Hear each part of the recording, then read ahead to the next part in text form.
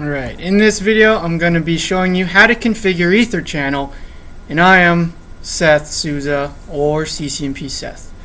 So the reason why you want to configure an Etherchannel is if you have your access layer and your distribution layer and you have two links to increase throughput from the access layer to the distribution layer, because let's say you have 20 clients, 40 clients down at the access layer and you only have one uplink to your distro switch. Well, you're limited with that throughput if that link is 100 megabits or a gigabit link, so that could be a bottleneck. So you add another link and you could bundle them together to double the throughput. You don't double the bandwidth, you just double the throughput. So I will take you through this configuration, and let's begin. Alright, so here are some simple commands. Key steps when you want to configure Etherchannel is shut down the physical interfaces, then bring them up after the config. That's just sort of like a best practice type thing, because you don't want those interfaces to be on while you're doing the configs. Also, use the interface range command to prevent configuration, because you'll be configuring multiple ports, so you might as well just do it all at the same time rather than going to each interface, and you could possibly mess up a config. So, with that being said, our topology looks like this. I'm going to be bundling ports 2 and 3 together, and I wrote the commands out so we can follow along. Alright, so let's bring it up.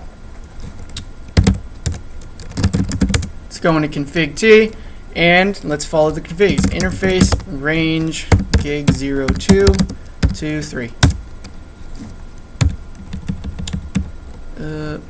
That's probably it. And let's shut it down, and then we'll do our configs. So let's do channel protocol, and what are our options?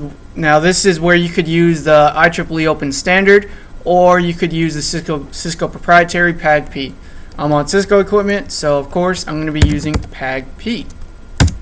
Alright, next I have to create the port channel, like the port channel interface, and I do that by doing channel group, and then I give it a number. So let's just say 1, and the mode is going to be either auto or desirable, and that's what PAG-P uses. Now, best practice and the way that this works, and the fastest way, is to have one side auto and one side desirable, and that brings it up the fastest. So the distro switch, I'm going to say that is going to be the desirable mode, meaning he's pushing and being the aggressor here on creating this port channel. Hit enter. Creating port channel interface. So now the actual interface port channel 1 has just been created, and we're using PAG-P, and it's going to be desirable. Alright, that should be it for one side. Now let's go to the other side and let's make it auto. So I have 2 live switches right here, so I'm going to switch the console cable.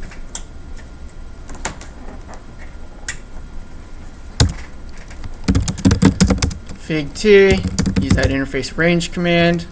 G0, yep, should be G03. Whoops. To 3. What is it? Channel protocol, PAG-P. Channel group 1 mode. I really need to turn off that noise. Mode. We're going to make this auto.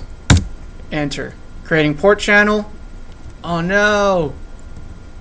It's alright. One side is down. I didn't do the shutdown command to shut down these ports, but it's okay. The other side is down, so I actually have to go to the other side now and bring that up, and we should get a port channel up and up.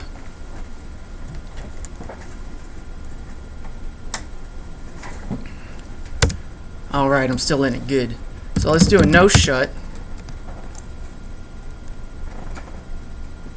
and come up and up, and port channel just came up. Good, that's what we want to see.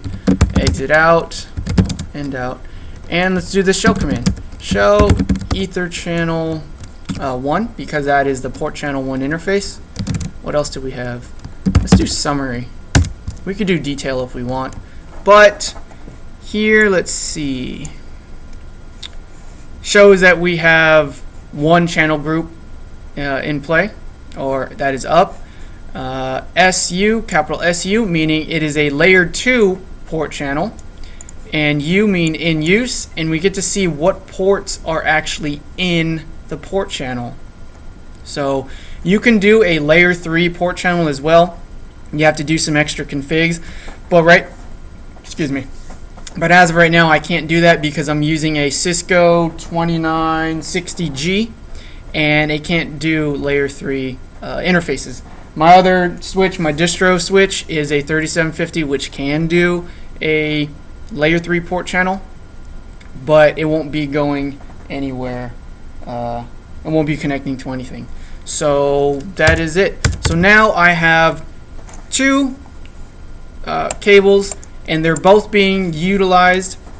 They're both being used, and so now I just doubled our throughput. So if we have tons of clients down here, then there won't be as much congestion. So this is how you configure an Ether channel, a layer 2 Ether channel. So I hope this was informative for you, and I'd like to thank you for viewing.